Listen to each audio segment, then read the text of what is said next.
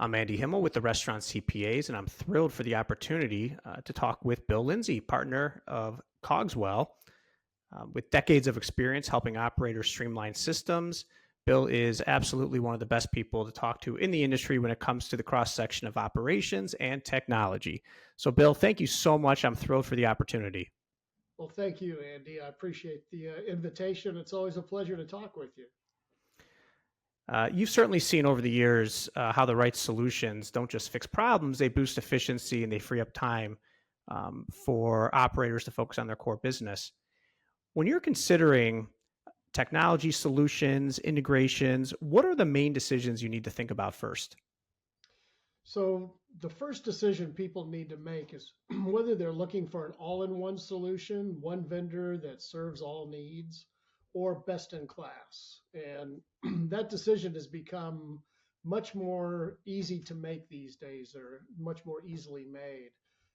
There was a time back when we launched Compete restaurant management systems, which I know you're familiar with from your own restaurants. Which was a lifesaver for me. Prior to that, as I mentioned previously, I would need 3 or 4 Excel sheets open at one time to even do half of what I wanted to do. And Compete, I think, saved our lives. So yes, I It was a was the huge fan. right solution at the right time. Yeah. And the right time was back around 2000 to 2010 when, the POS server was in the back office in a closet and you were trying to figure out how to knit all of these different systems together. But over time, Compete kind of played out to a certain degree from a functional standpoint and was later acquired by the folks over at Restaurant 365. So right now, if you're looking for an all-in-one restaurant solution, your one main choice is Restaurant 365. On the other hand, what has changed began with the cloud and the implementation of APIs.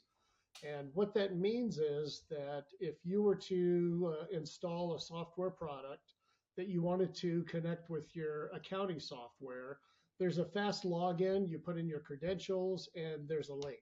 And once that link is established, those two products can now So, and that seamlessly. is what you refer to as the API, right? So that's That's the API, the automated programming interface, I believe is the right acronym. What that really does is it means that if you look at an all-in-one solution, it's really a whole bunch of modules.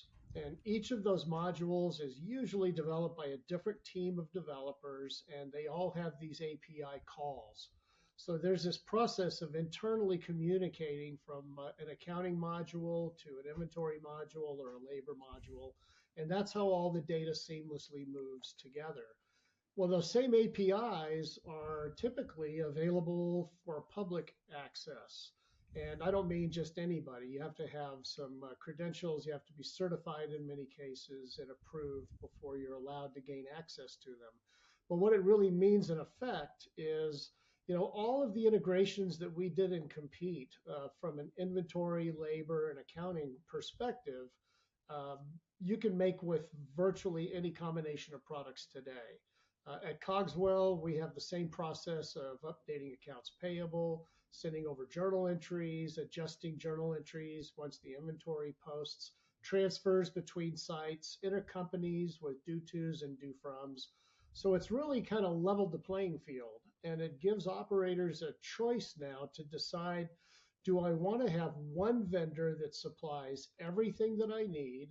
Or do I want to go out and choose the best accounting for my needs, the best AP automation, inventory, labor product, and so on? so. In other words, if I had a couple different programs that I just loved using, but I wanted everything to be consolidated. I want all the information to flow seamlessly through all these different programs.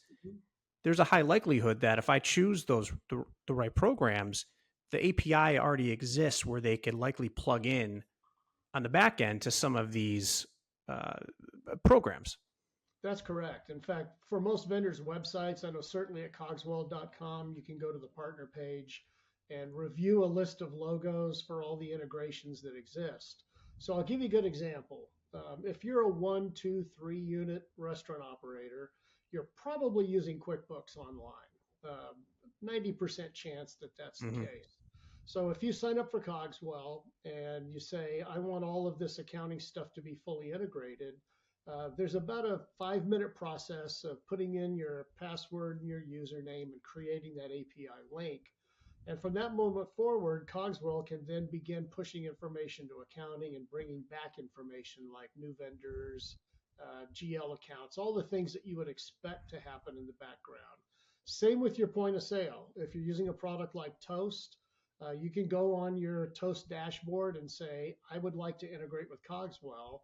It sends us a very long string of characters called a token, and that creates the link between the customer's Toast data and COGS-Well. So usually in a matter of minutes, you've got accounting integrated, you've got point of sale integrated, AP automation is the same type of thing for most vendors.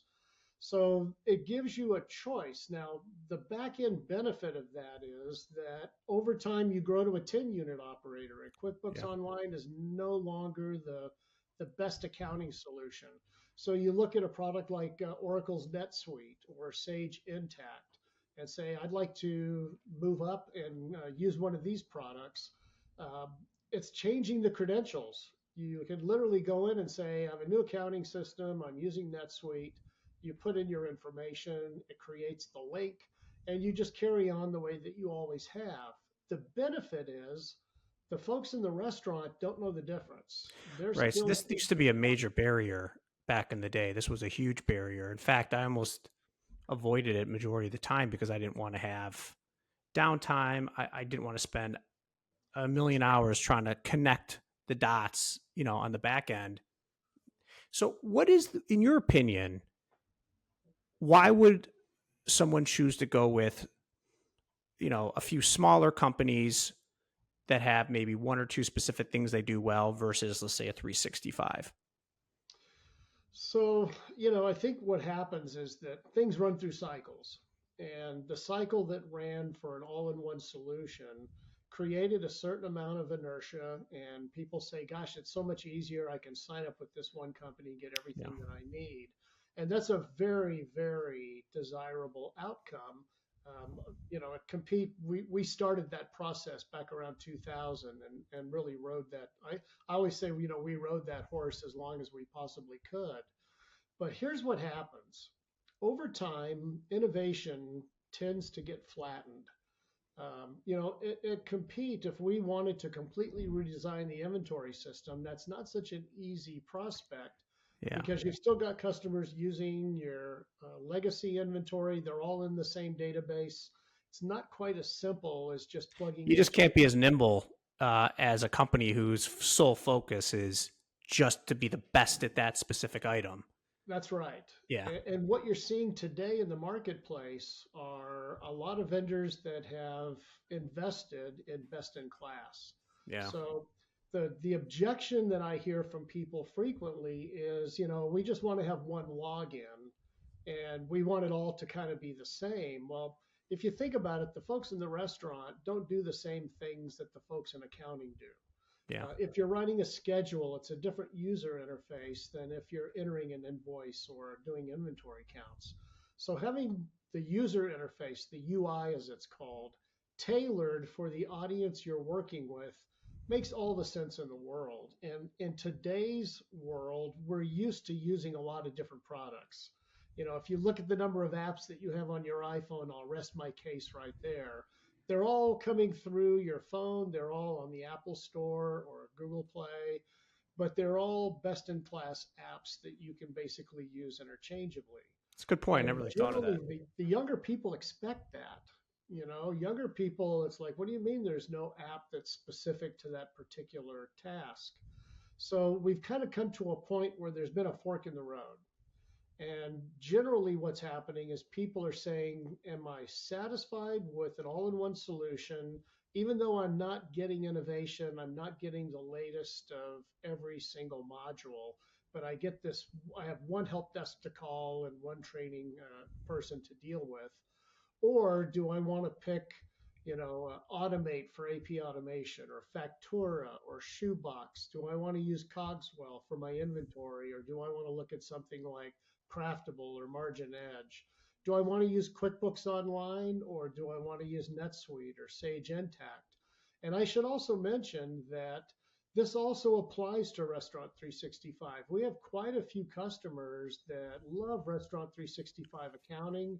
Works great if you're in a franchise environment. There's a lot of great features there, but they prefer to use our inventory. So we have that same So enterprise. they'll even go with something that could be a one stop shop, but they'll still choose a few different groups on the outside that they'll bring in to really make it a perfect setup for them.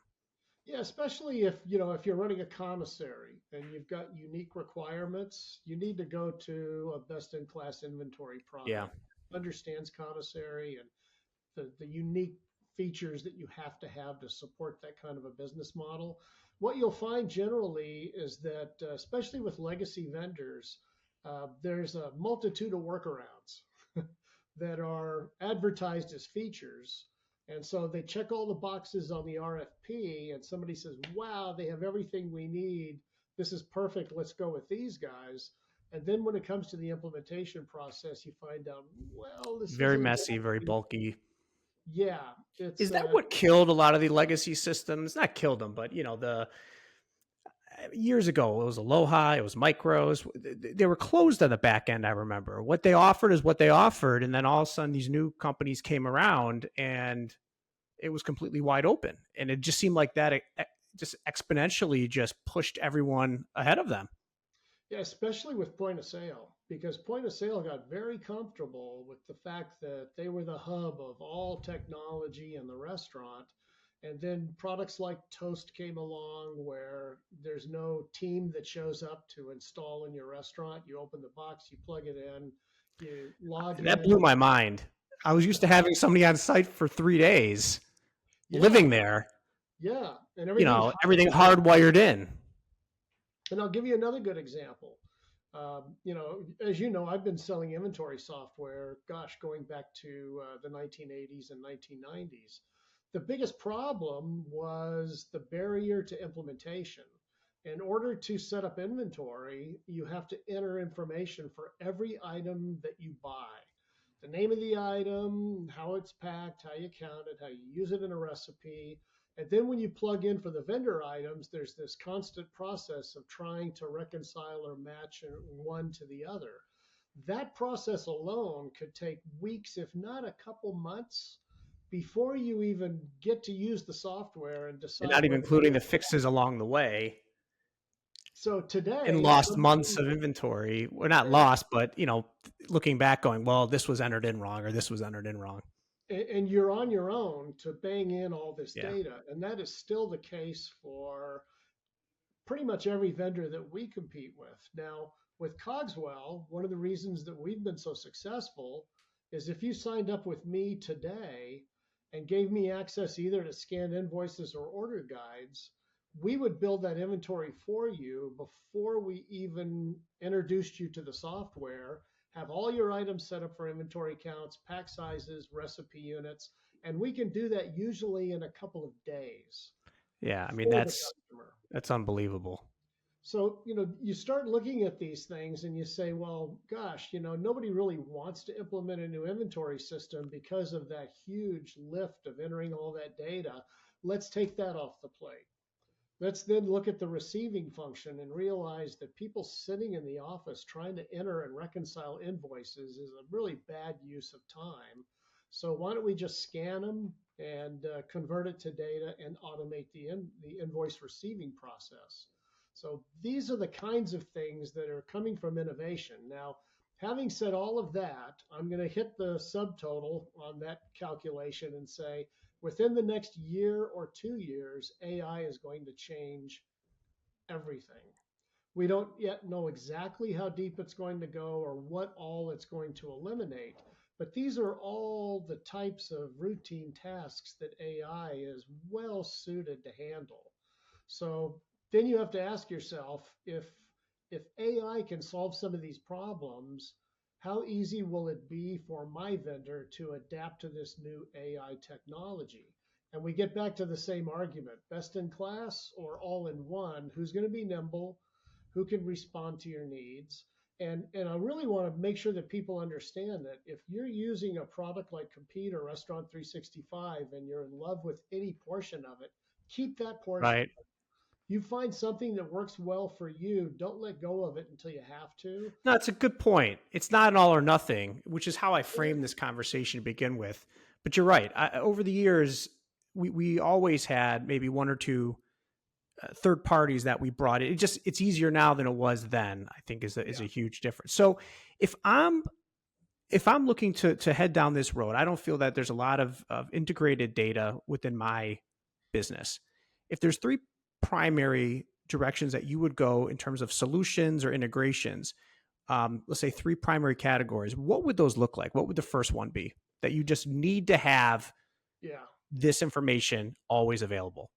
Yeah, the fastest, easiest return on investment is AP automation. So we're talking about scanning invoices or taking a picture with your phone and how that will integrate to your inventory product for updating quantities and costs and new items, and your accounting system for accounts payable and bill pay.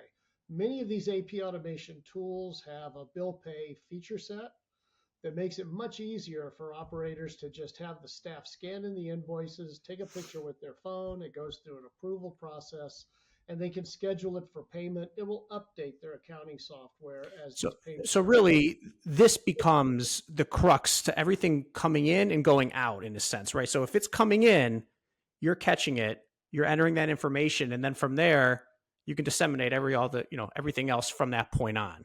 That's right. So what that does is it frees up your staff. We still need them to drag the food through the back door and mark up the invoice for, Right. set back the tomatoes or whatever it might be. Take a picture or scan it, go back to work. We have what we call hands-free receiving. We grab that data and automate the receiving function, updating quantities and costs. Our staff sets up any new items that they find on the invoice.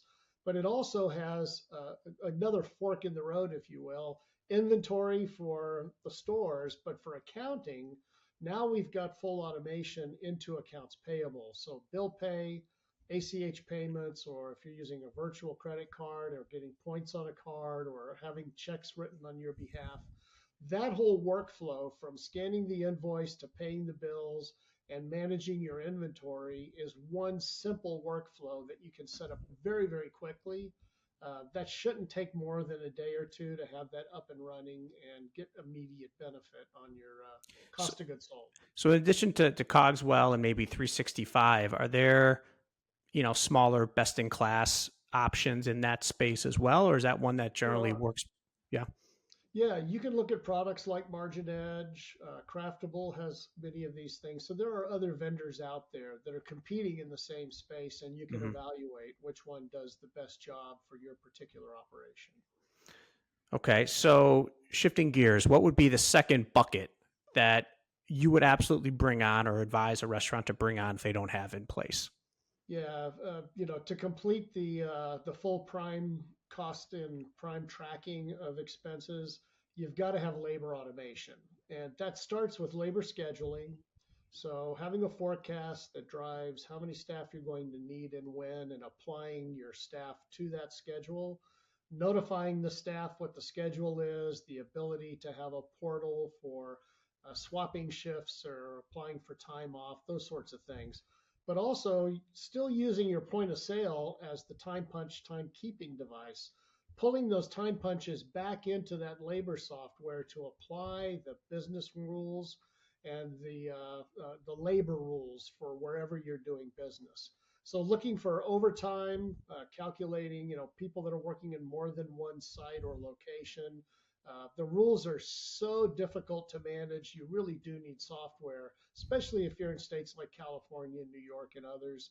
And also the tip situation, calculating, tip credits as well as making sure that you've got minimum tip reporting going on. So labor software that will not only schedule your staff, but manage availability, apply the rules to calculate the payroll cost.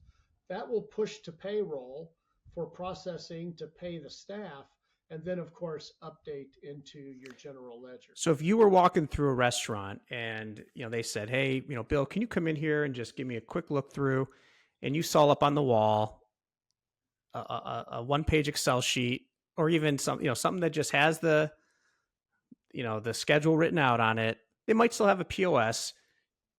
your eyes would open right up and just say the amount of opportunity that's being missed right now, not having a labor scheduler as one of your, technology solution integrations, that would just hit you immediately. Absolutely. Even with a smaller operation, there are benefits there when you're scheduling people, especially if you have minors. I mean, there's different rules in different states and jurisdictions, and it can get very, very difficult to calculate overtime. I'll give you a good example. In some jurisdictions, and Colorado is a good one, there are townships. You could work down the street at another restaurant and have a different set of payroll rules than you have at your home store. So if you have people that are being shared between restaurants, it can get quite complicated and a good labor application. And there's some great ones out there. In the day it was hot schedules, but Right. That was the first one. yeah, so now it's more seven shifts. They do a good job. They do. Time Forge is a great product. And there's a new one that's just coming out that's called Forte. Their website is fortesg.com. And these are the nice people that brought us See To It. We did business together at one point when Compete and See To It merged together. They very similar to us. We tackled cost of goods sold in our next life. They went after They went the labor. other. So Forte has a great product, brand new product that's out there. And even having said all of that, I'll add a little side note again to get back to the subject of AI, which is going to impact everything. You really need to start thinking about forecasting. And products like COGS-Well and even labor products use what I call a limited number of inputs or drivers to calculate the forecast. There are very sophisticated AI products out there. Maybe the leader is ClearCogs or possibly 5out.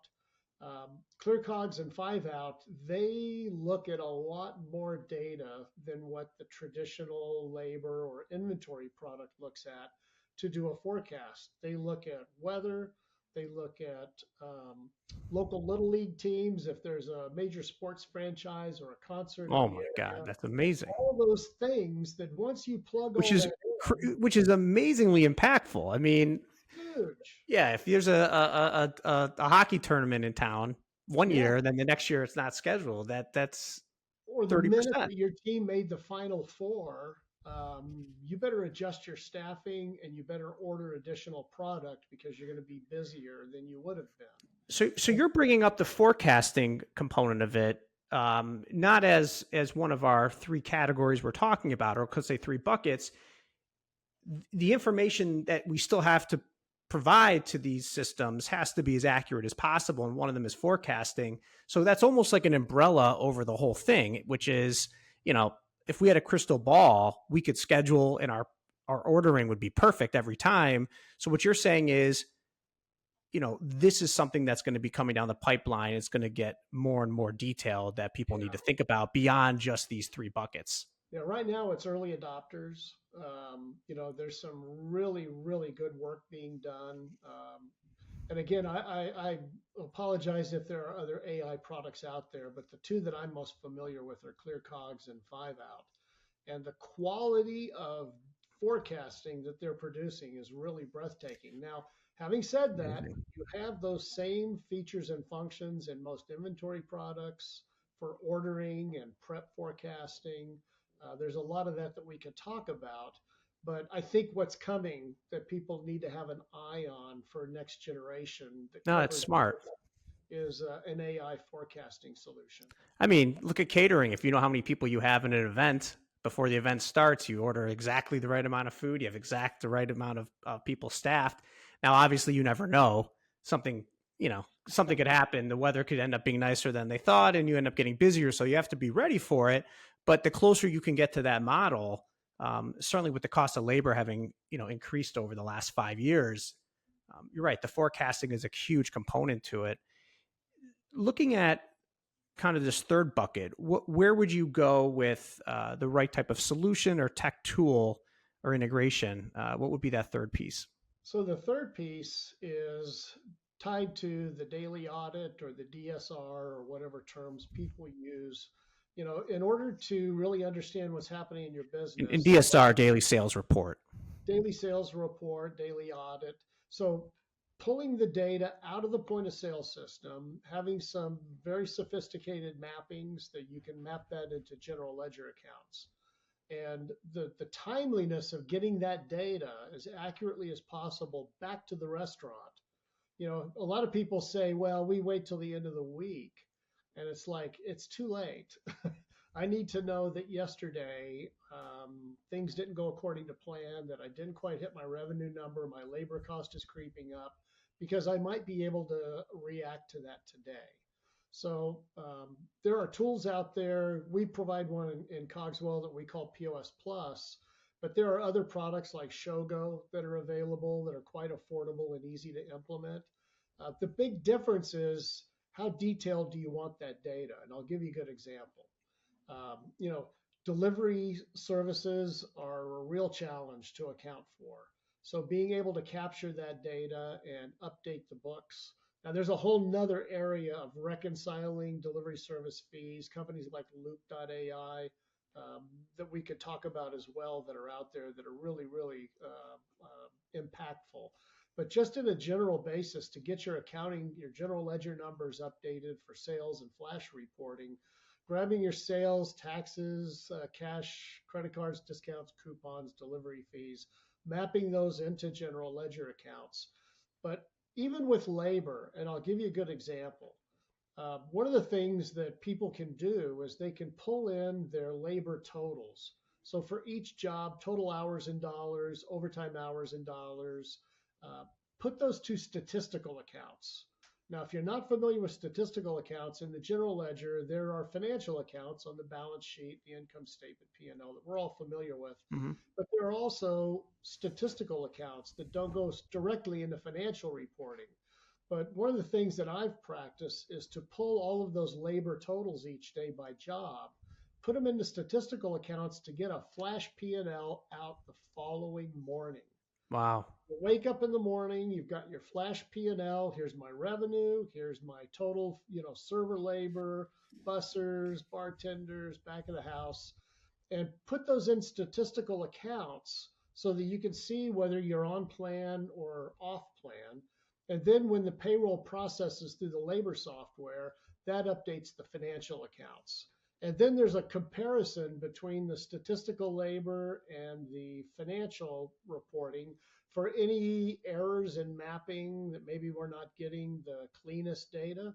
But the goal here is as quickly as possible to provide a flash P&L so that restaurants can react to it in some manner to compensate if they're slowing on revenue or if they're increasing revenue, if their labor costs are going up. The tough one is cost of goods sold. You really don't know your food cost until you count what's left. You got to know what your final inventory number is. And remarkably, I mentioned earlier that we've eliminated setting up inventory items. We've eliminated the receiving function. We have our own audit team to make sure that the receiving is accurate. The only thing that we really need, absolutely need from the staff in the restaurant is to periodically count what's Count. left. And you'd be shocked as to how hard that can be with companies that don't have that discipline baked All it in. takes is one person to be sick and have somebody else do the count for that one. And next thing you know, you Yeah. lose a couple cycles. Well, not only that, but I think what happens is people start managing their cost of goods based on purchases. Mm-hmm. And that's just not a good, I used to call that living off the truck. That's no way to run your restaurant. You may run out of stuff because you're slowing down your order at the end of the month to hit a goal that you've arbitrarily assigned for food cost, when it really comes down to how much was actually used. And the only way to know is to count what's left. And part of that is really, it's not just a discipline, but it's an audit. As you're counting, you're checking rotations like, oh, there's three buttermilks, but the one in the back is the oldest. Let me bring that around to the Sure. front to make sure it doesn't spoil out. Keeping things organized. Anytime somebody tells you it takes too long to count inventory, the immediate answer is you've got too much inventory and you're probably not well laid out. You're not organized. Exactly. So just so I understand, so we have our point of sale, which is taking in all the information throughout the night. It's the speedometer, I guess. It's bringing in Yeah. all this info. We have this accounting element to it, which may or may not be integrated or part of it, depending on how that looks. What you're talking about for this third bucket is something more sounds intuitive, right? It actually can take this information and package it how you want it and in a way that is actionable in the moment or the next day. I mean, is that the big difference? And if so, what would you call this third bucket? Like, what would you refer to this as? I struggle with the right term. I settle on daily financial audit. Somebody needs to look at those numbers and tie them out and make sure that the paid outs are really paid outs. And also, again, it's timeliness of data. To Mm-hmm. have a flash report doesn't mean it's perfect, but if I'm running a restaurant, the first thing I'm going to look at in the morning is my flash P&L. What's my revenue? What's my statistical labor? Because I Yeah. really won't know the financial labor until later, with rules and so forth applied to it. And really, where am I at from a theoretical cost of sales? If you're putting recipes into a product like COGS-Well, you're going to live off of your ideal or theoretical food cost. And then at the end of the period, when you count what's left, that's where you sync up and determine what your variance is. You want to be around a 2% tolerance That between was usually theoretical. our goal was two or less. Yeah. Yeah, two or less tends to be generally the goal. Now, once you've achieved that, you can start making business decisions based on your theoretical Yeah. and know at the end of the period that you're going to be close to that number. Yeah. But without that information, I don't know how you can effectively manage a restaurant Yeah. unless You you've pray, got you pray for good numbers. you got $100 per plate check average that covers up a lot of ills. Yeah. But if you're like most restaurants where you're really on tight margins, you've got to manage timeliness of data, accuracy of data, theoretical versus actual, schedule versus payroll, forecast versus schedule versus payroll, forecast versus purchases and prep and portioning versus theoretical and actual. So you get that whole stream, if you will, of information. And then all you do is turn the dials and just try to tighten up anywhere that you can to run as close of an operation as you can. Right. I mean, and you kind of hit on something. The biggest key that I think is often missed is the follow through. It's that last piece to follow through and actually look at this information, learn what's most important to you, and then make decisions effectively with that information. Sometimes, and I've been guilty of this over the years, getting everything in place and even having the reports produced is a checkbox. Yeah. Sometimes doing something with those reports and making sure we're looking at them, that's a critical piece that I think often we seem to overlook. So just to recap, this was a great conversation. So the first bucket that you would look at relates to the AP. It's the orders coming in. You're entering those invoices, and that's really the starting point for kind of all the information needed to manage your cost of goods as a starting point. The second piece is your labor scheduler, right? Which is the second element to your prime cost. That's the next area that you would invest time and resources into in terms of the right type of solutions and technology tools. And then the third one, which I found the most fascinating, this is something that I don't believe that I've had access to over the years, is a daily audit, daily report or daily audit function. That, in a sense, what did you call it? You Like a called it a flash. POS plus. Yeah, we call it POS plus is the So it's product. almost an extension. It's something that takes all this information available and makes it intuitive. It makes it usable in a way that's collated so you can actually look at it quickly and make decisions. So those are really three great pieces that I think that every restaurant really does need to have. The last one, certainly, I wish I would have had over the years. That would have been pretty exciting. Well, listen, this has been a great conversation, Bill. I really appreciate it. Thank you so much, and I do look forward to doing this again soon. Thank you, Andy. Always a pleasure. Thanks.